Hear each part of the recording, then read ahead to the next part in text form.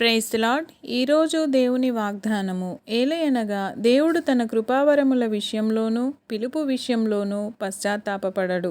రోమీలకు రాసిన పత్రిక 11వ అధ్యాయము 29వ వచనము. మనిషికి ఉద్యోగం వస్తే దేవుణ్ణి స్తుతిస్తాడు, ఉద్యోగం పోతే దేవుణ్ణి నిందిస్తాడు. ఏదైనా పోగొట్టుకున్నప్పుడు నష్టానికి దారితీసినది మన తప్పే అయినా ఎందుకు దేవా, నేనే ఎందుకు అని దేవుణ్ణి ప్రశ్నిస్తాం. దేవుడు మీకు ఇచ్చిన దానిని ఎన్నటికీ తిరిగి తీసుకోరు. ఆయన పిలుపు మీ నుండి ఎన్నటికీ ఉపసంహరింపబడదు. ఆధ్యాత్మిక రంగంలో పరిశుద్ధాత్మ యొక్క బహుమతులు మరియు మీపై ఆయన ఉంచిన అభిషేకం ఎన్నటికీ తీసివేయబడదు. దేవుని కృప మరియు దయ మీపై ఉన్నాయి. ఆయన ఎల్లప్పుడూ మీకు తోడుగా ఉండి మనశ్శాంతిని కలుగజేస్తారు. దేవుని యొక్క గొప్ప బహుమతి యేసుక్రీస్తు. ఆయన మనందరికీ పరలోక అనుభూతిని ఈ భూమిపైననే అందజేస్తున్నారు. దేవుడు మిమ్మును దీవించునుగాక. ఆమేన్.